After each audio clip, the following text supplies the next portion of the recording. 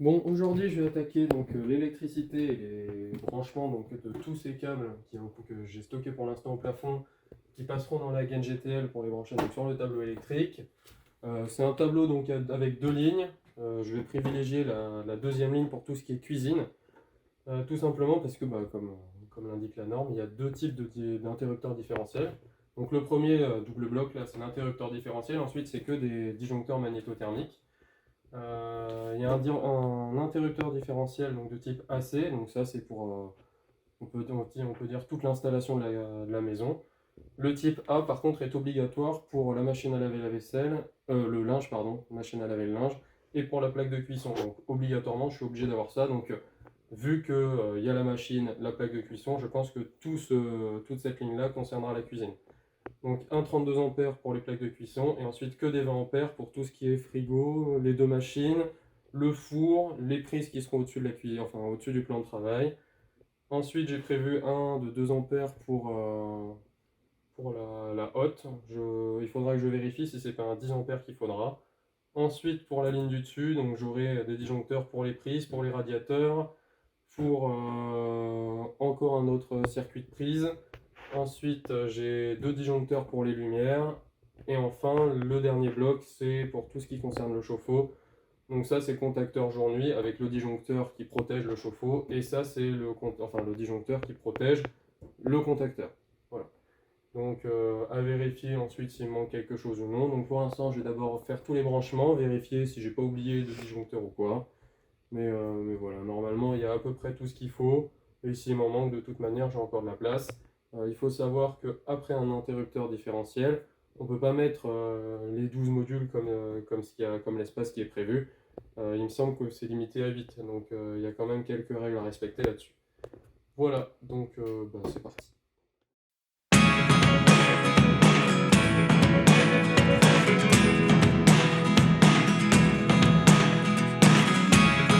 Never really know what's going on. Look at me sometimes like all you want to do is run. Hear me out,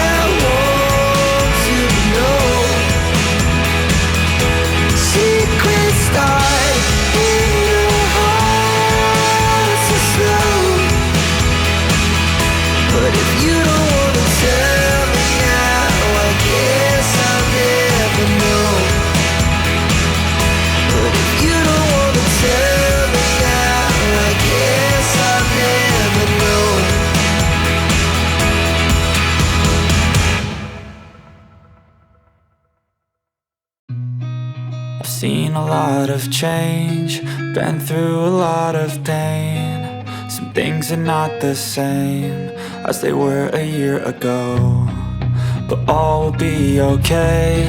I move on each and every day. The past is where it stays, way back a year ago. I've changed for the better this time. I thought I would never be fine. I strive just to say I'm alright, and for the first time in a long time I'm alright. I've seen a lot of change, been through a lot of pain. Some things are not the same as they were a year ago, but all will be okay. I move on each and every day. The past is where it stays, way back a year ago.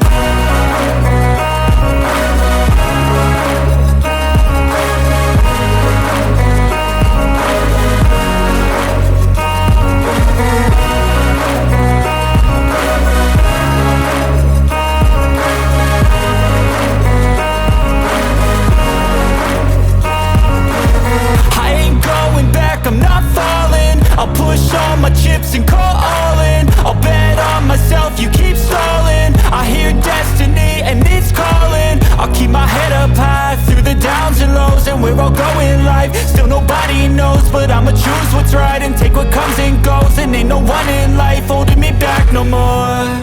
I've seen a lot of change, been through a lot of pain. Some things are not the same as they were a year ago, but all will be okay. I move on each and every day.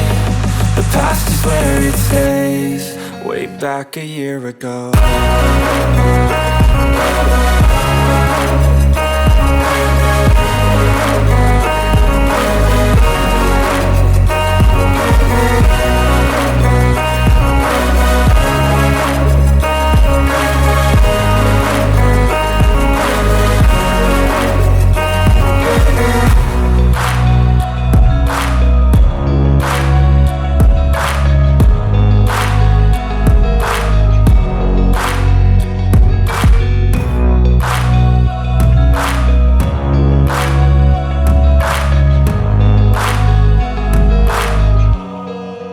Back a year ago. Bon, du coup, j'ai fini de faire les branchements sur le tableau électrique. Donc, j'ai regroupé toutes les gaines sur le côté droit de la goulotte. Première chose à préciser, comme j'avais assez peu de place, j'ai regroupé plusieurs éléments ensemble. Par exemple, les 4 gaines qui arrivent de la cuisine. Donc pour le four, le frigo et les deux machines, donc machine à laver et lave-vaisselle, je les ai regroupées dans une seule et même gaine qui arrive du coup ici. Pareil pour les luminaires de la chambre et des toilettes, j'ai regroupé dans une gaine. La salle de bain avec la cuisine et le salon, j'ai pareil regroupé dans une gaine. Et ensuite pour ce qui est des luminaires, donc des combles et de l'escalier, c'est pareil, j'ai regroupé dans une autre gaine. Ce qui fait que pour les luminaires, j'ai installé des dominos, donc avec mon bleu, terre et phase, pour directement relier sur le disjoncteur qui correspond. Donc en premier, sur la première ligne, j'ai seulement mis ce qui correspondait à toute la maison sauf la cuisine que j'ai prévu sur la deuxième ligne. Donc vu que c'est un disjoncteur de type AC, donc j'ai mis tout ce qui était luminaire, prise de toute la maison et le chauffe-eau. Donc en premier, ce sont les prises du salon sur un disjoncteur de 20 ampères. Sur le deuxième, donc de 20 ampères, pareil, j'ai mis les prises de la chambre. Le troisième, j'ai prévu donc les prises qu'il y aura pour les combles et l'escalier. Et j'y ai ajouté le petit fil aussi qui alimente au niveau à droite du miroir de la salle de bain, où il y aura une petite prise. Le truc, c'est que vu que j'ai mis 3 fils sur un seul disjoncteur, il ne me semble pas que ça respecte réellement la norme. Donc il est probable que si c'est le cas, je le déplace sur un autre disjoncteur, probablement celui-ci. Mais vu qu'un disjoncteur de 20 ampères est prévu pour alimenter 12 prises, vu que c'est alimenté avec des fils de 2,5 carrés. Normalement, je suis largement dans les clous parce que j'aurai probablement 2 prises dans l'escalier, pas plus de 4 prises dans les combles, et c'est vraiment le maximum, je pense, et à peine 2 prises dans la salle de bain. Donc je rentre largement, donc il faudra que je vérifie. Ce disjoncteur, c'est un 16 ampères, mais je pense que je vais le changer. Je l'ai prévu pour les radiateurs. J'ai pas encore fait passer les câbles, donc je ne sais pas encore quel type de radiateur et quelle puissance il faudra. Donc en fonction de ça, je ne sais pas si je change le type de disjoncteur, si je branche les deux sur un seul et même disjoncteur, je pense que ce sera le cas, donc je pense que je passerai sur un 20 ampères. Ces deux-là concernent donc les luminaires, ce sont des deux disjoncteurs de 10 ampères. J'ai sur le premier branché donc, les luminaires de la chambre, des WC, de l'escalier et des combles. Non, si, c'est ça. Donc la chambre, il y a en tout 5 luminaires, donc 3 spots, plus un bandeau LED au niveau de la tête de lit et un bandeau LED en dessous du lit. Donc ça en fait 5. Le sixième, c'est le spot des WC. Ensuite, j'ai compté qu'il y aurait peut-être 2 luminaires dans l'escalier. Et ensuite, un luminaire dans les combles. Donc je rentre largement dans la norme. Ensuite, pour celui-ci, j'y ai branché les luminaires du salon. Donc ça fait 4 spots, plus le luminaire de la cuisine, ça m'en fait 3. Et aussi celui de la salle de bain, ça m'en rajoute un. Donc du coup, j'ai tout regroupé sur celui-ci. Ensuite là, ça c'est tout le bloc chauffe-eau. Donc le contacteur jour-nuit, donc automatique, marche forcée ou off. Le disjoncteur de protection donc, du ballon d'eau chaude et le disjoncteur de protection du contacteur. Donc j'ai pas encore finalisé le branchement, je ferai ça plus tard, mais c'est prévu que ce soit juste l'espace chauffe-eau. Pour la deuxième ligne, c'est tout ce qui concerne la cuisine, sauf les luminaires. Donc c'est un type A, donc ce qui est prévu, l'interrupteur différentiel est de type A, donc c'est prévu pour les plaques de cuisson et les machines à laver, principalement pour les interférences électromagnétiques en général, c'est ça. Ces disjoncteurs-là, ils sauteraient, enfin c'est un petit peu plus sensible, ou ça ne saute pas s'il y a des soucis, s'il n'y a pas de soucis, je veux dire. Donc le premier de 32 ampères est prévu donc, pour la plaque de cuisson. Ensuite, sur les 3 suivants, c'est un peu dans le désordre. Je ne sais pas encore en fait exactement comment sont positionnés les câbles, vu que 1, j'ai tout regroupé dans la même gaine, mais 2, sachant que je ne pouvais pas spécialement faire la différence entre ces 4 câbles qui arrivent de la cuisine, il faudra tout simplement quand j'aurai branché, quand j'aurai raccordé à EDF et que j'aurai branché sur les borniers. D'ailleurs, je ne l'ai pas précisé, mais ça, donc, ce sera le bornier du neutre et celui-ci, le bornier de la phase, qui ensuite alimentera donc, les deux lignes. Là, ici en clair, direct après le disjoncteur de branchement, juste après le tableau Linky, j'arriverai avec le neutre ici, pardon, et ensuite la phase ici, et ensuite le neutre arrivera de là pour tomber sur l'interrupteur différentiel. Et en fait, ici, là, j'ai un peigne de raccordement qui est directement branché entre les deux. Donc, j'ai même pas besoin de refaire passer un autre fil. Les deux sont déjà reliés. J'ai pas encore mis le peigne de branchement sur celui-ci, vu que je sais pas si je décale un petit peu. Ici, j'ai pas mis les protections parce qu'il est probable que je rajoute un disjoncteur, mais de toute manière, tout ça sera mis au propre avant finalisation. Donc je disais que ces trois-là, je les ai pas réellement répertoriés, parce que tant que j'ai pas testé, je ne sais pas lequel correspond auquel. Mais dans l'idée, à la fin, il faudra que le premier de 20 ampères soit le four, les deux suivants soient les machines à laver, donc la lave-vaisselle et lave-linge. Ensuite, donc là je l'ai bien reconnu avec le fil blanc, ce sont les prises de la cuisine, donc les prises au-dessus du plan de travail. Donc pareil, un disjoncteur de 20 ampères. J'ai prévu un disjoncteur de 16 ampères pour le frigo. C'est un petit frigo, donc c'est suffisant. Et enfin, là, c'est un 2 ampères. Donc, comme je l'ai dit tout à l'heure, je ne suis pas sûr que la hotte puisse être branchée sur un disjoncteur de 2 ampères. Il est probable que ce soit 10. Donc, je pense que je réserverai ce 2 ampères pour une future VMC ou un extracteur d'air et que je le remplacerai par un 10 ampères. Voilà. Je n'ai pas branché les fils de terre pour l'instant, parce que tout simplement, quand j'aurai fait toutes les vérifications, quand EDF sera passé et m'aura installé donc, le Linky et le disjoncteur de branchement, là je pourrai tout remettre d'aplomb, parce que c'est pareil, là tous mes fils sont un peu longs volontairement, mais c'est vrai que ça fait un petit bazar derrière, on a l'impression que tout s'en mêle. Donc je laisserai ça pour l'instant comme ça. J'ai prévu de faire passer une terre donc qui passera dans la partie gauche de la goulotte lagère fermée pour l'instant pour que ce soit un peu plus propre. Donc je ferai passer dans la goulotte à gauche le fil de terre qui descendra donc à l'étage du dessous, puis ensuite pour partir à la cave avec la tige de terre pour assurer la sécurité et l'évacuation des fuites de courant.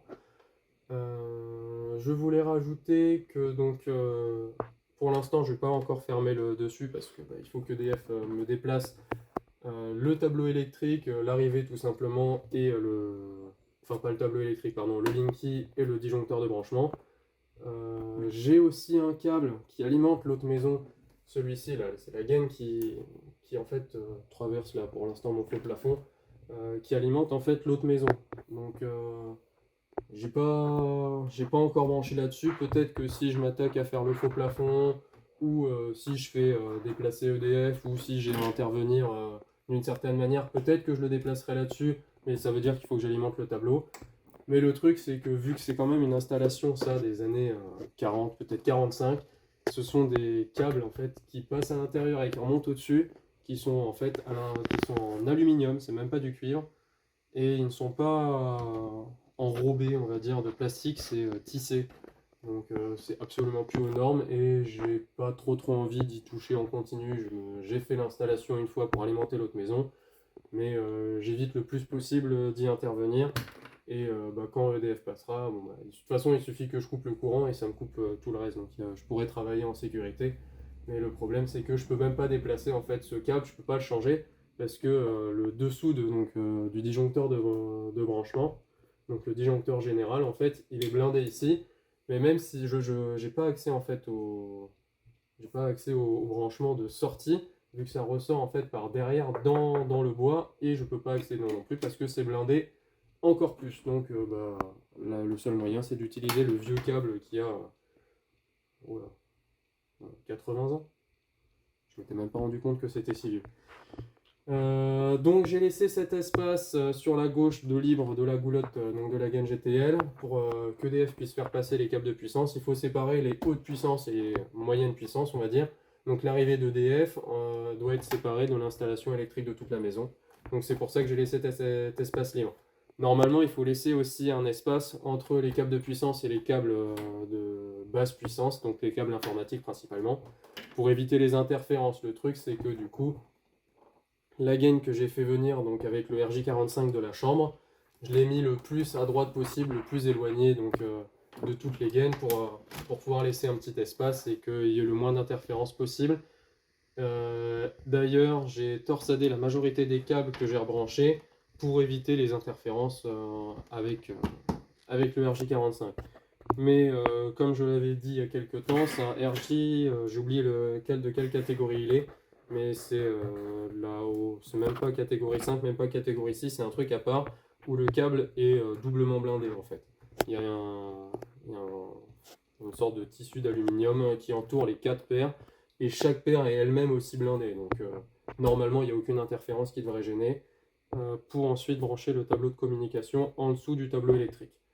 Donc je ne sais pas quand EDF va passer. Déjà, il faut que je vois si c'est à moi d'installer le support donc, du Linky et du disjoncteur de branchement.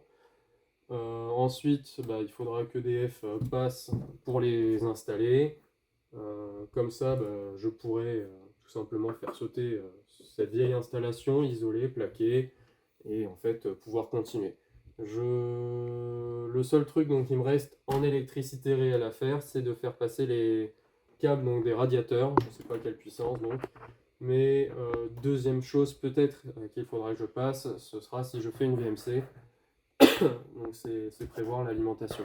Je ne sais pas encore si je fais 2 extracteurs d'air, un pour la salle de bain en hydro réglable ou un dans la cuisine, ou tout simplement si je fais une VMC qui regroupe en fait l'aspiration dans les 2 pièces. Donc ça c'est encore à réfléchir.